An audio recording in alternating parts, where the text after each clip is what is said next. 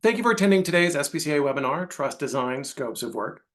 When metal plate connected wood trusses are specified for the construction of a project, several different organizations and individuals are involved in the truss design process.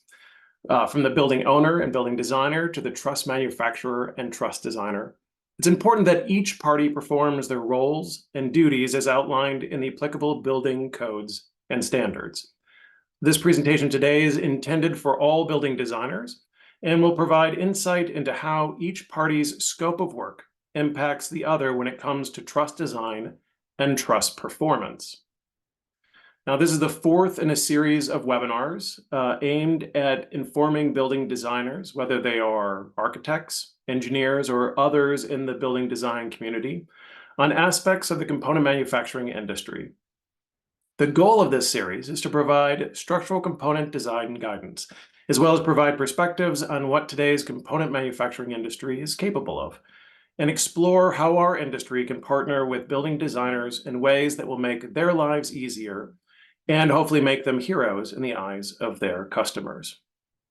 Because the audience for any one of these presentations may include design professionals from different disciplines with varying levels of experience and who may work primarily with single family, multifamily, or light commercial, most of my observations today will come from the 30,000-foot view. As you can see on the screen, my name is Sean Shields. I'm the Director of Marketing for SBCA. I've been with SBCA for over 20 years and will be bringing to bear my experience talking with component manufacturers across the United States throughout this presentation. My goal today in this presentation and all the subsequent webinars in this series is to share the industry's best practices and to promote the industry's expertise and capabilities. So let's get into it. Here's a brief summary of what I'm going to cover today. I'll start by providing a brief overview of SBCA and its role in the component manufacturing industry. I'm doing that because I want to give you a sense for the size of the component manufacturing industry, as well as give you a sense of the role that SBCA plays within the industry itself. I'll then launch into a discussion of the applicable building codes and how they impact truss design, as well as talk about the ANSI TPI 1 standard that governs the component manufacturing industry and establishes scopes of work. After that, I'll talk through the various scopes of work defined in TPI 1 and explore why they're important. Finally, I'll end with a discussion on how defined scopes of work impact review of the truss submittal package and how today's component manufacturer can be a valuable resource in the building design process. So the Structural Building Components Association, or SBCA, was founded in 1982. It's the premier trade association for the structural building components industry in North America. With our over 40 years of history, SBCA has developed an extensive network that enables us to reach the entire length and breadth of this unique part of the construction industry. SBCA has a strong tradition of providing sound engineering and fabrication guidance to its members, with the goal of helping them promote their growth and success in the marketplace. But as the market has matured, SBCA's primary focus has shifted in recent years to helping build connections between companies and individuals throughout the industry, whether they're in the same local market or if they're spread across the continent. These relationships that are built through SBCA are done so through face-to-face events, virtual events online like this, and through various digital communication channels. SBCA's premier face-to-face event is the annual Building Component Manufacturers Conference, or BCMC, which is traditionally held each fall. BCMC brings together thousands of component manufacturers and suppliers for a week of intense networking, idea sharing, and business transactions. In addition to the BCMC show, which we just held in Milwaukee here last month, SBCA hosts 3 additional face-to-face meetings throughout the year called Open Quarterly Meetings, or OQMs. These smaller face-to-face meetings are held across the country and offer anyone sort of a more intimate opportunity to build relationships with some of the largest and most forward-thinking CMs in the industry. If you haven't attended an Open Quarterly meeting before, strongly encourage you to get on our website which is sbcacomponents.com. Take a look at events and see the 3 that we have scheduled for next year.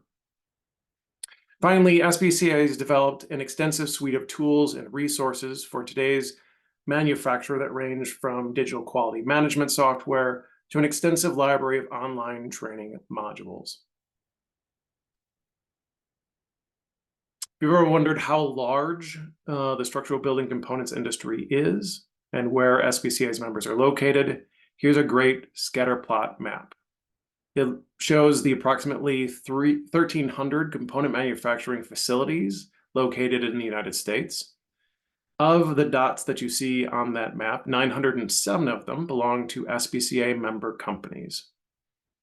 Hopefully, this illustrates pretty clearly that there is a facility that can reach any community in the country, allowing builders to use these products in their projects, no matter where that project is located in the United States.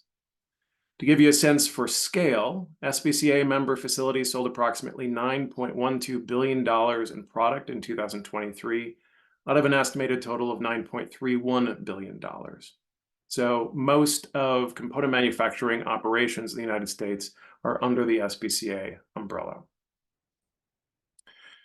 SBCA is an inclusive organization and welcomes everyone engaged in the light frame construction industry to get tied into our extensive network of structural component manufacturers and their supply chain.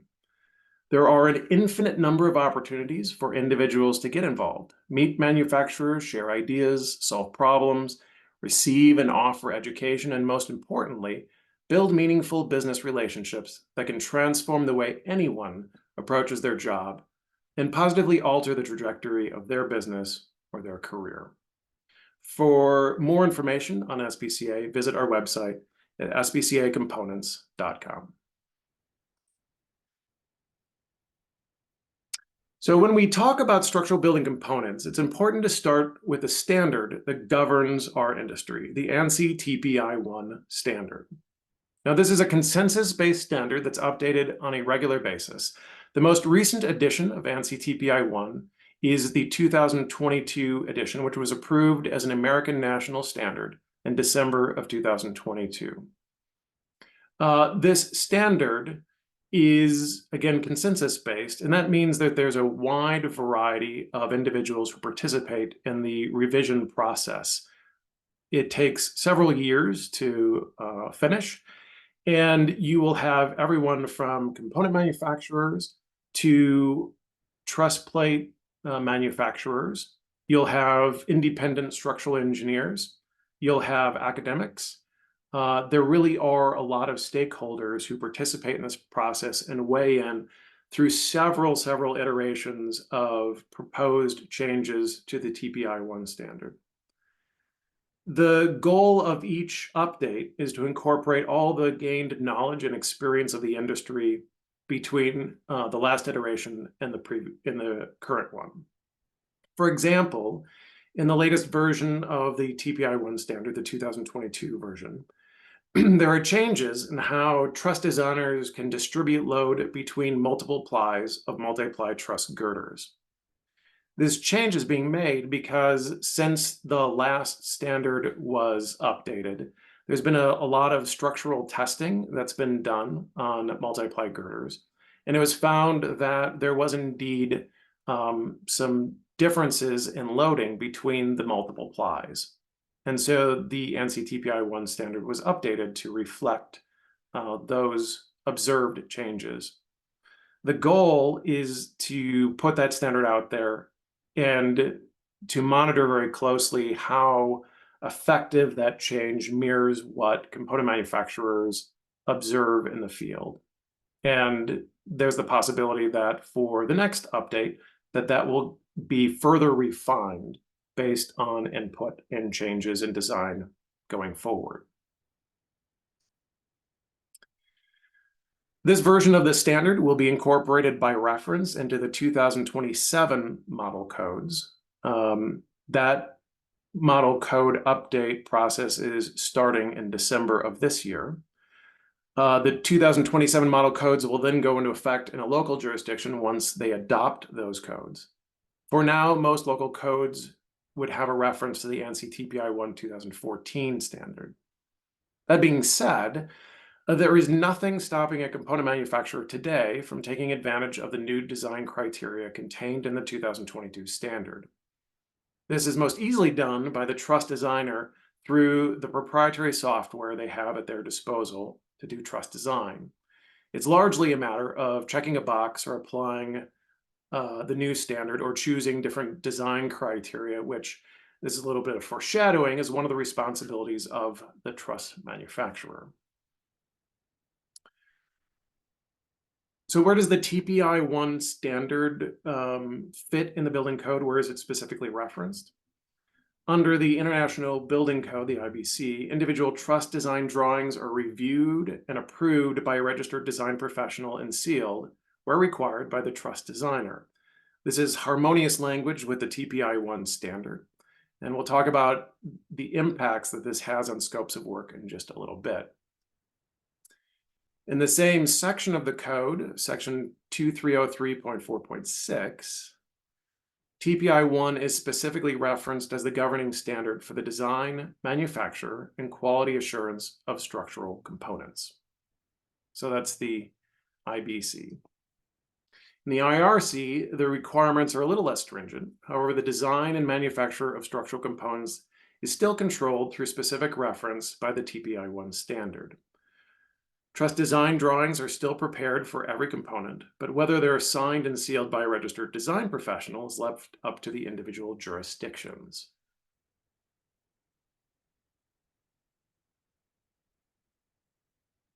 For the building design professionals, the most important aspect of this is the incorporation of the TPI 1 standard into the code, is its role in clearly defining scopes of work for everyone involved in the truss design process.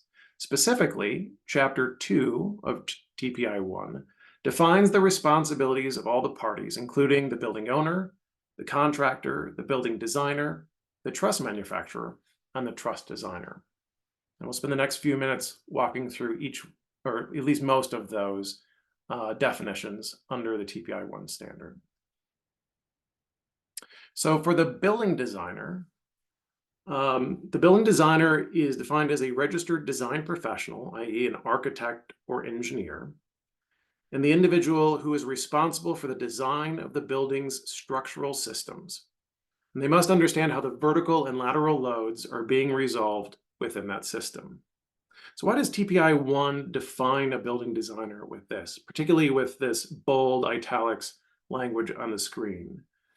Well, the reason why that is that there are several different loads that are applicable to truss design. And the truss designer is responsible for producing individual truss designs, and then the truss manufacturer will produce the truss layout. But the truss designer is not responsible for the overall systems, whether it's the roof system, the wall system, the floor system, or more importantly, they're not responsible for determining the connections between those systems. As you can see on the illustration on the right here, forces connect vertically either downward, such as gravity, or upward, such as uplift. They can act lateral perpendicular to the plane of the truss and lateral parallel to the plane of the truss. Individual connections and the forces going through them must be analyzed and determined by the building designer. In the absence of the building designer doing that analysis and specification, the building code provides a prescriptive methodology. But again, these forces are all part of what the system needs to respond to, not the individual trusses. I should also note that unlike truss anchorage connections, so the connections between a truss and, let's say, a wall or a foundation, truss-to-truss connections are under the scope of the work of the truss designer and the component manufacturer, and those are typically shown on the truss design drawings and or the truss placement plans. And we'll talk a little bit about that in just a little bit. But once the building designer analyzes and determines the load directions, the quantities, and preferred paths to the foundation, the building designer is then responsible for preparing the construction documents. And all of that information is to be included in those construction documents.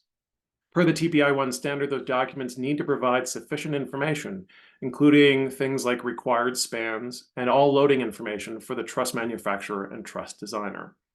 And as we get into this, you'll get a better sense as to why that is so important.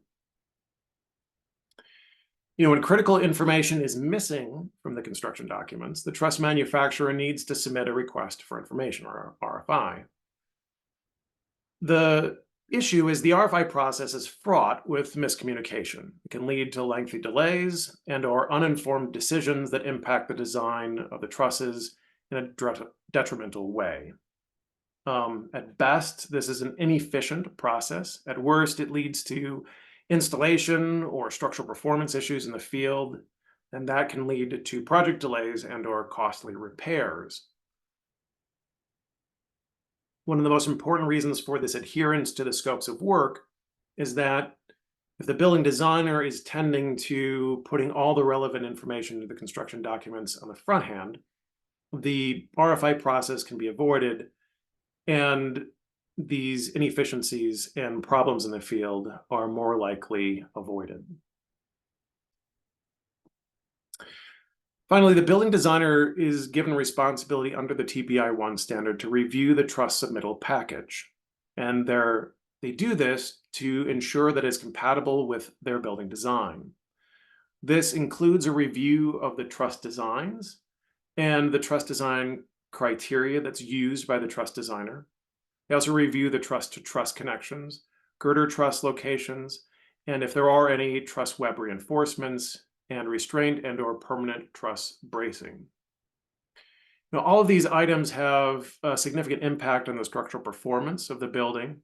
That's why they need to be reviewed to ensure the building designer's assumptions and expectations about loads and load paths are met. If the building designer at any point uncovers something that doesn't meet their expectation, this is the perfect opportunity for the building designer to go back to the truss manufacturer and either request further revisions or clarification or changes. That's the optimal time to make these changes, as opposed to after they are manufactured, delivered, and even installed. Now, before we move on to the scopes of work for the truss manufacturer and the truss designer, I should note that TPI-1 defines the building designer in two different ways.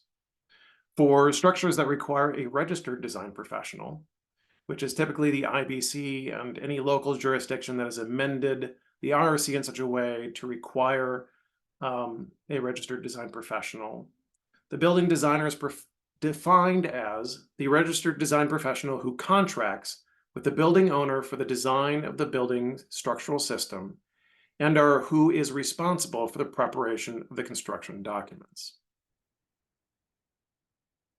For structures that do not require a registered design professional, which is typically an unamended IRC or under circumstances where there may not be an applicable building code, the building designer is defined as the owner of the building or the person that contracts with the owner for the design of the building structural system and/or who is responsible for the preparation of the construction documents. Given what we've been talking about the responsibility of the building designer, these two definitions are very important. If it is there is a requirement for a registered design professional, then the review of the construction documents goes in one direction. But in the absence of a required registered design professional, the building owner or their designee is then responsible for doing this same review of the construction documents.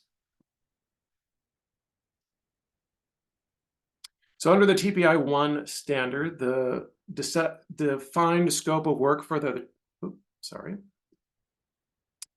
truss manufacturer is reviewing the contract documents so that they can provide design parameters to the truss designer. Now, design parameters are typically local building code requirements that the truss manufacturer applies in their design software. But it may also include limitations that they may put on raw material inputs, whether it's the species, the grade, or size of lumber that they choose to stock. and their part of the country, or what they can contract to get through the market. It may also be the sizes of the metal connector plates that they decide to keep in stock. The parameters may also be impacted by the fabrication equipment that the manufacturer owns, either limiting the length or overall height of a single component, or it may be capacity limits on their material handling or over-the-road transportation equipment. It may be transportation permitting issues or any other limitation that may constrain the size, weight, or length of a particular component. Over the 20 years, as I mentioned, that I've been in the industry, I've been in hundreds of component manufacturing operations. And while component manufacturers, by and large, produce roughly the same product, trusses and wall panels and such, it is safe to say that no two facilities do it exactly the same way. And this is due mainly to, again, local building practices, different building code enforcement efforts, interpretations of the code, land or building constraints that a manufacturer may face, the capital investments that they're either able to make or not able to make, the labor challenges they face. All of these factors influence how a component manufacturer designs their trusses, so the design criteria and limitations they put in their software, but it also affects what they manufacture, how they deliver it to the job site, and then ultimately how it's installed. And because of all of those different combinations of factors, no two component manufacturers do things exactly the same. That said, where and whenever required, the truss manufacturer must prepare a truss placement diagram as part of the truss submittal package. Now, the truss placement diagram is intended to graphically represent the location of individual truss members to assist the truss installers in the field.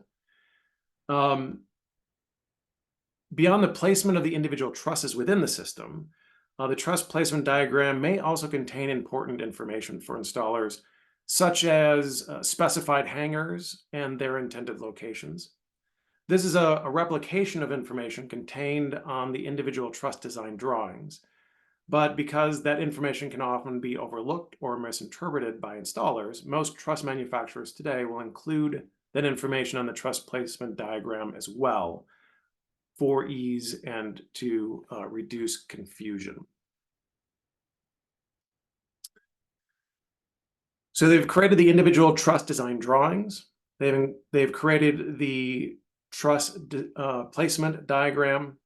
And then finally, the truss manufacturer will compile the truss submittal package and submit that back to the contractor. The contractor then reviews that information and distributes it to appropriate parties, whether that's the building owner, the building designer, or the building department. Now, it should be noted that the work of creating the individual truss design drawings and the truss placement diagram, which again is the responsibility of the truss manufacturer, is typically completed by a truss technician, not a truss designer or registered design professional. I'll get into why that distinction is important, but it would help if I first provided sort of TPI 1's defined scope of work for the truss designer so that you can get a clear contrast between those two different roles. Under the TPI 1 standard, the truss designer is the individual responsible for the design of the individual truss members and preparation of each individual truss design drawing. I want to again draw attention to the fact that the truss designer is addressing one structural element at a time. If it's helpful, think of it as they're designing a 2D element within a 3-dimensional roof or floor system. As they work their way around and through each one of those systems, they'll apply different design criteria depending on the information provided by the building designer through the construction documents. Now, the truss designer will review the truss design criteria and design requirements provided by the truss manufacturer, and the construction documents to design the individual trusses. Now, most trusses are designed with the assistance of powerful proprietary software, which utilizes well-established engineering principles as well as proprietary values based on structural testing conducted by the companies who develop the software. And I'll talk a little bit more about that software here in a bit.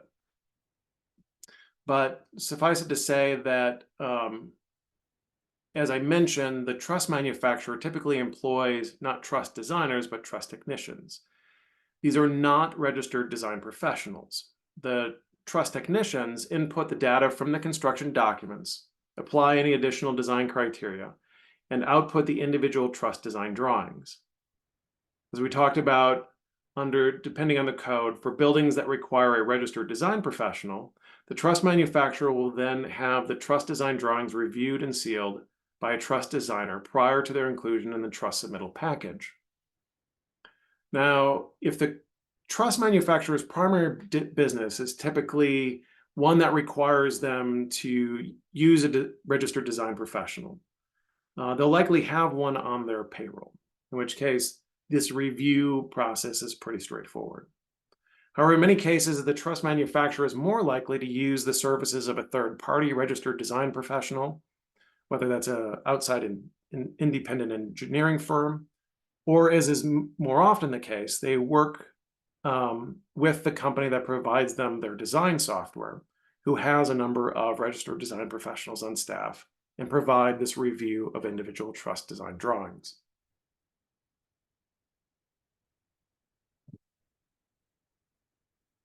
Now, once all the individual truss design drawings are prepared and the truss placement diagram is finalized, the truss submittal package is prepared by the truss manufacturer. Now, the truss submittal package is typically done after the building permit has been issued for a building. And so when it is sent to the building department, that's part of a deferred submittal. Now, this is a standard practice, though local jurisdictions can sometimes throw a wrench in the process when their permitting offices require sealed drawings prior to permit.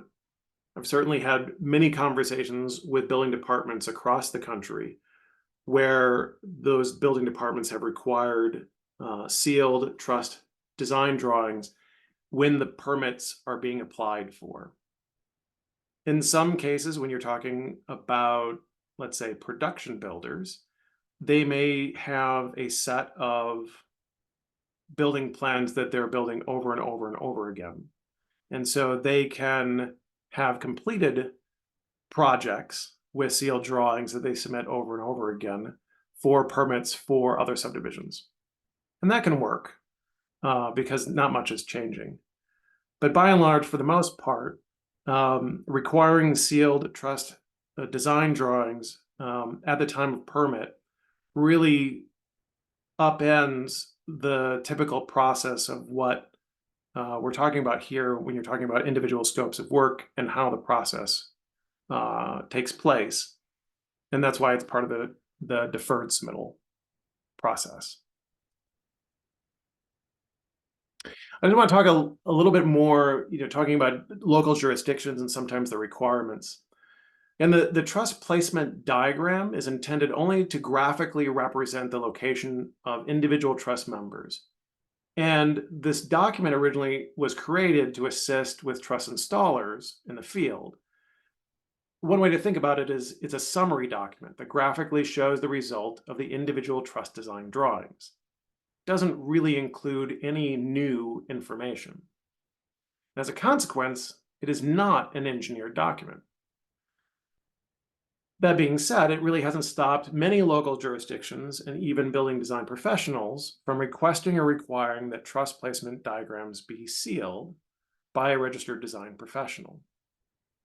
This is also a fight that I've been a part of for the last 20 years in many jurisdictions across the country, where because of some experience they've had in the past, they want the truss placement diagram to also be sealed. But again, going back to the individual scopes of work defined under TPI 1, the truss designer designs individual trusses. And neither the truss designer nor the truss manufacturer is responsible for the design of the overall system. The overall system is the responsibility of the building designer.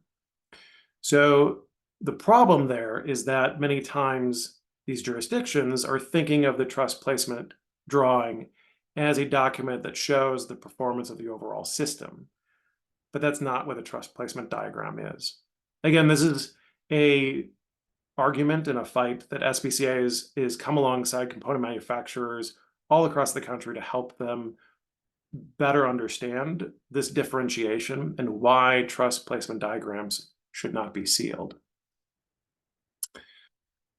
However, the truss placement diagram is included in the truss submittal package for the building designer to review. Again, all the documentation within the truss submittal needs to be reviewed by the building designer to ensure that the intended loads are resisted at the intended locations at the intended amounts. So including the truss placement diagram in the truss submittal package can help the building designer do that review more efficiently. Once the truss submittal package is approved by the building designer or the building owner's designee, the truss submittal package can be sent to the building department for review as part, again, of that deferred submittal process. Now, all of this should be done prior to installation. That seems like a ridiculous thing to have to point out, but that doesn't always happen. And in case any changes need to be made either to individual truss designs or truss placement or changes to truss connections or anything else, it's best that those changes be made prior to the manufacture and delivery of the trusses, much less the installation. So bringing this all home, when you look at this chart on the right, TPI 1 essentially lays out sort of an ideal truss design process for all the players in the process to abide by. So if you look at this, it starts with the building designer preparing the construction documents. And that, of course, specifies any of the design requirements for the metal plate connected wood trusses. Those contract documents are given to the contractor, who, once a bid is finalized, provides those construction documents to the truss manufacturer. Truss manufacturer then reviews the contract documents. They establish and provide any design criteria or requirements based on those contract documents to the truss designer. The truss designer then designs the individual trusses and prepares the truss design drawings using the specifications provided by the truss manufacturer. Now, again, we use the term truss designer depending, again, on the building code applying to that particular project. That truss designer may be a truss technician who is not a registered design professional, or each of the individual truss design drawings will be reviewed by a truss designer who is a registered design professional. They then return those engineered drawings and manufacturing specifications to the truss manufacturer. The truss manufacturer, after that review, prepares the truss submittal package. Again, that includes both the truss design drawings and the truss placement diagram, and then sends that submittal to the contractor for review and distribution to the building designer, to the architect, to the building officials. The contractor reviews the truss submittal package, again, forwards it to the building designer, and then the building designer reviews that truss submittal package to ensure its compatibility with their building design. If anything doesn't meet their expectation, there then is that feedback process of them going back to the truss manufacturer for review or changes. So I think one of the things that is really important here to really drive home is that, unfortunately, often this perfect process is not followed very well. And when it gets disrupted, that's where you sort of have inefficiencies, unmet expectations, frustrations arise, whether it's in the design process or even worse, out on the job site when something fails to pass an inspection. But bringing up all these different scopes of work and why it's important to delineate who's responsible for what is just the acknowledgement that the use of components is really only going to increase moving forward. While building code provisions regarding the incorporation of components into a building design will likely not change much from what we covered here in the near future, the abilities of the truss manufacturer are changing very rapidly. Their ability to come alongside building designers and the expertise and abilities that they can bring to bear is changing. And I want to talk a few minutes about why that's happened and what that means for building designers.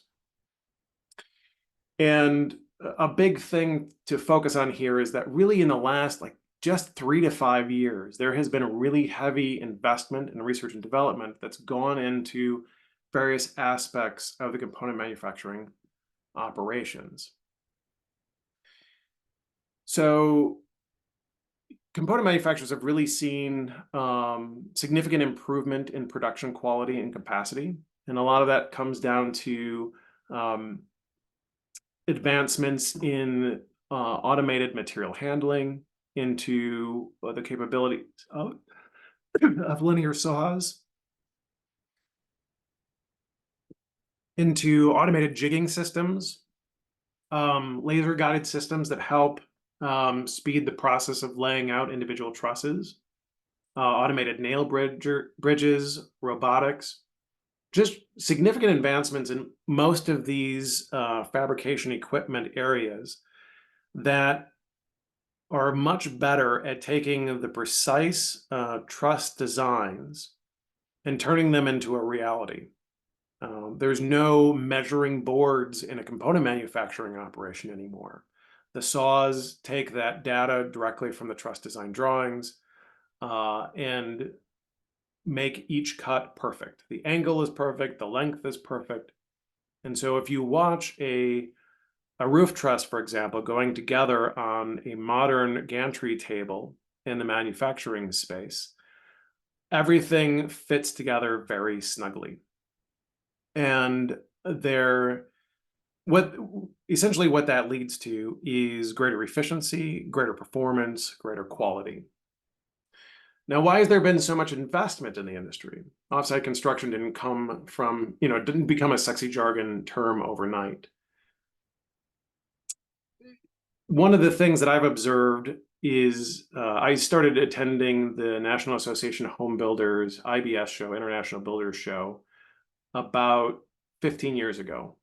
And coming out of the economic downturn, I would say close to 12 years ago, about 2012, you started hearing builders talking about recovery. And one of their biggest laments was the limitation on labor in the field to build more houses, to meet the demand that they were seeing in the market. And so a lot of the conversations among NAHB members at this show was how they were going to use their association resources to build up trade schools, to build up promotion for the housing industry and bring people back into the industry. And for about 3 or 4 years, they spent a considerable amount of time and resources aimed at that goal, really trying to bring the bodies back. Unfortunately, what they discovered over that process was it wasn't very successful. People didn't come back to the home building industry. It was no longer back, in the early 2000s where you could just throw bodies at a problem to make it go away, to speed up production. And so they started finally looking at other options. What were their other options if they couldn't get bodies on the job site. In addition to that, the people that they were bringing back didn't have the training, the expertise that they needed in order to be as efficient as the framers or other job site contractors that had existed in the past. Now, when you look at this chart on the right, this is from a survey of home builders today, asking them, what are your biggest challenges, and where are you feeling that labor pinch the most? As you can see, sort of finished carpenters, rough carpenters, and framing crews are at the top of the list. Getting that building structure up continues to be a pervasive problem. And again, the labor that they do have doesn't have the training, skill, or experience. And we're also sort of in this environment of growing liability and enforcement, which is making filling those openings for job site labor more and more difficult. And that's why you see builders and contractors turning more towards offsite construction. The truss industry has been around since 1952. It's been doing offsite construction since then. But it's only been really in recent years that I think home builders have thought of truss manufacturing as off-site manufacturing, particularly as component manufacturers incorporate floor trusses and wall panels into their overall framing packages, and as builders compare that against, let's say, modular framing as alternatives to having job site labor.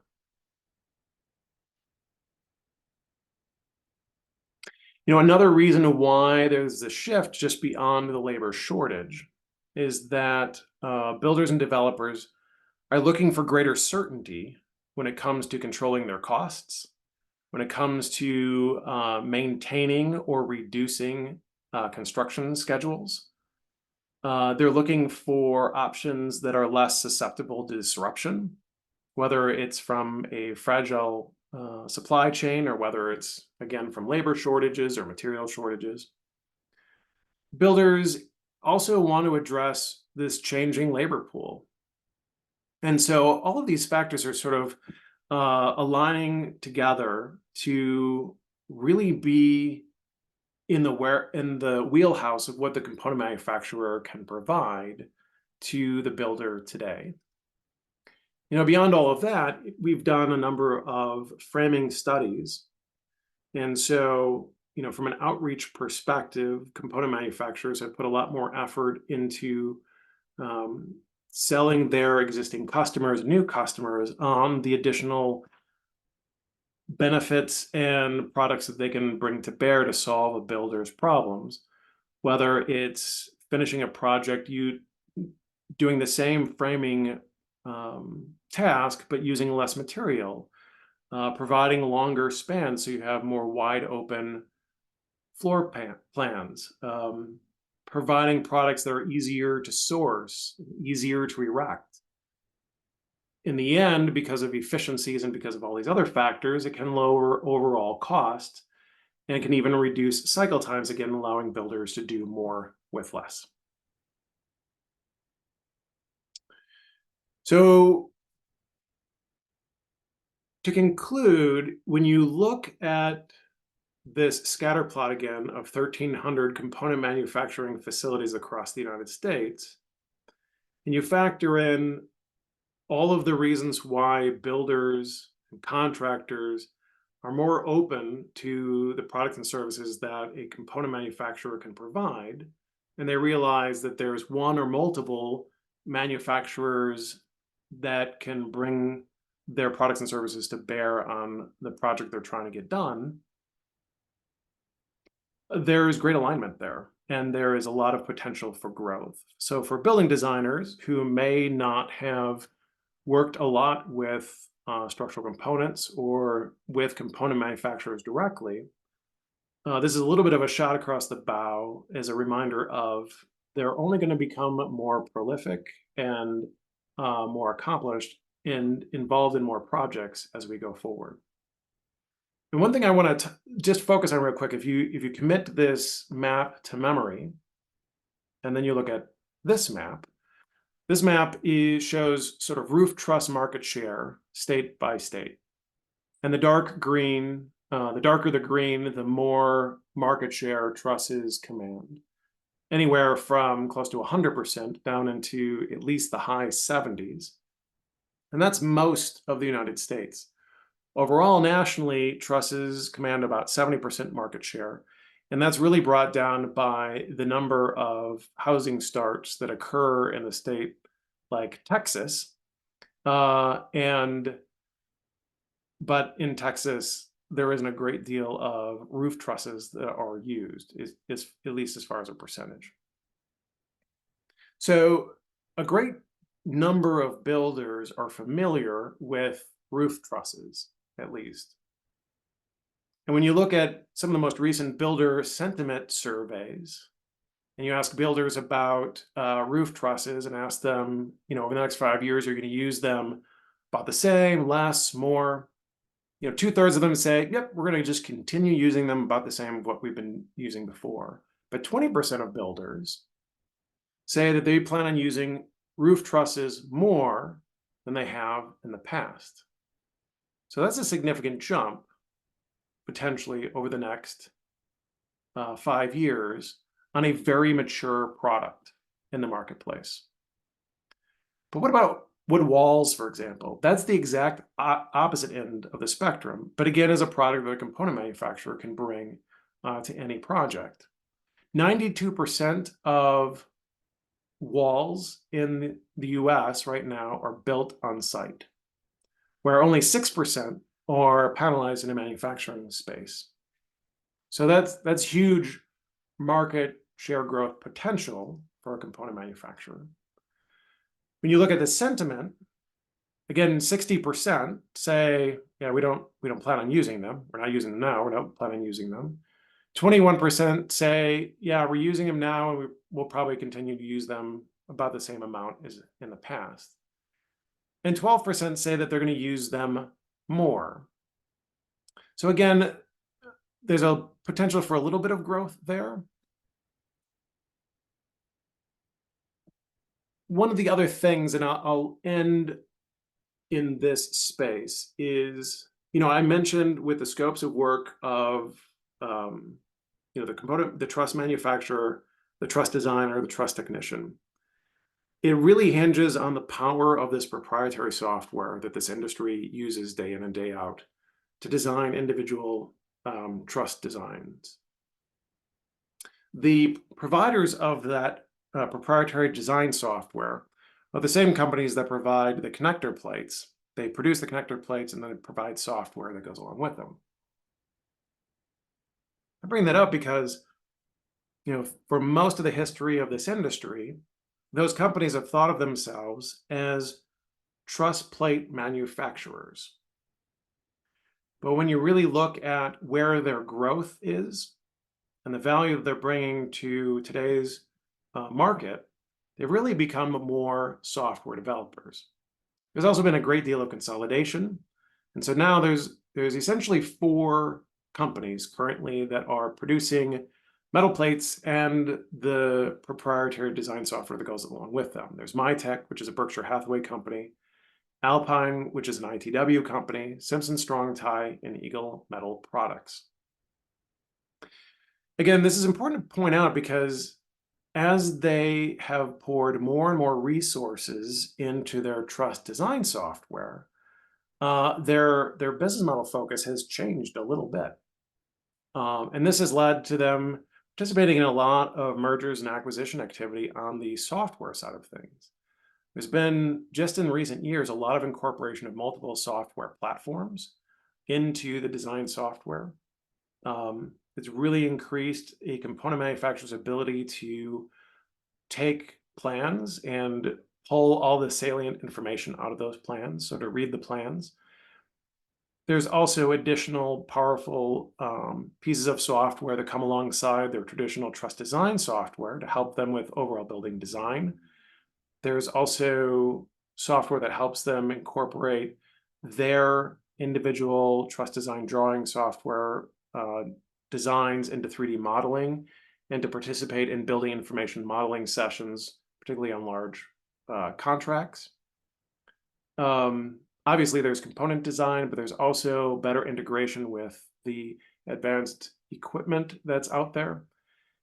And even now, there's a big push towards integrating, to a greater degree, artificial intelligence into many of the processes of anything from scanning and reading plans to reviewing truss design drawings to even reviewing connections and the truss submittal package. So there's a lot going on the software side of things that are making the component manufacturer a lot more nimble and a lot more effective at helping building designers in the building design process. Again, when you think about a component manufacturer, their spot in the supply chain is to take building designs and to ultimately make the reality of the structural framework and provide that to the job site.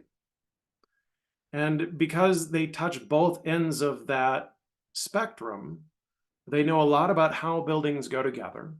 They know a lot about the buildability issues and limitations that exist with different approaches to structural framing. They have at their disposal a lot of experience in approaching structural frameworks in many different ways under many different circumstances. And then they have an extensive software and data information library to call upon when a building designer is trying to solve a particular building design issue. So what I'm saying with all of this is that the building designer, as they understand their role in the truss design process and their scope of work, there really is an opportunity for them to recognize the strengths of the truss manufacturer and the truss designer and tap into that expertise to solve problems more efficiently. So to bring this all into conclusion, it's important again to think of the TPI-1 standard, which governs truss manufacturing and establishes clear scopes of work for the owner, the contractor, the building designer, the truss manufacturer, and the truss designer. Hopefully, in this presentation, it's made it very clear that each play a very important role in the truss design process based on the information that they have at their disposal and the expertise that they bring to bear on the project. Hopefully, this presentation also underscores the importance of the construction documents having all the necessary information included, from required spans to loading conditions. Having all of this information on the construction documents on the front end will increase the efficiency of truss design and result in the best possible outcome. Again, the truss designer is designing a 2D structural element within a 3D space. So it's important for every document in the truss submittal package to be reviewed by the building designer who's responsible for the 3D space. Make sure that it meets their expectations and requirements. Again, all that said, as I just said, with all this investment that's gone on in the component manufacturing space, all the advancements that have happened within the software and within the manufacturing capabilities, the component manufacturer, the truss manufacturer, can be an incredibly effective potential partner to the building designer on any given project. If you are a building designer and want to learn more about how you can get tied in with a component manufacturer, to learn more about their capabilities and their expertise, you can certainly reach out to me. My email and my LinkedIn profile are here. Send me an email. I'd be happy to connect you with a component manufacturer in your area. Or if you don't have a specific project in mind, you just want greater information or additional perspectives on certain aspects of the component manufacturing industry, I can certainly tie you in with some of the leading minds in our industry on the design side who can hopefully open your mind and answer any questions that you have about the capabilities and capacity and expertise of today's truss manufacturer. Now, I know in giving seminars like this, asking questions is a difficult process. And so I just want to encourage any of you that if anything came up during this presentation that raised a question in your mind, please follow up with me via email. Again, my email is on the screen. I've had some great conversations these last few weeks with component manufacturers and building designers after the fact, addressing some of the various things that we've touched upon in this Building Designer series. We'll be giving another webinar starting next Thursday at 2 p.m. Central. It's going to start a series focused on construction details that SBCA has developed over the years and provides to the building design community free of charge. And we're going to walk through some of those construction details and talk about how they are accomplished and some of the reasons why those construction details are the way they are, and some of the potential alternatives to those details might look like. Thank you for joining the webinar today, and I look forward to having you at a future one. Thank you and have a great afternoon.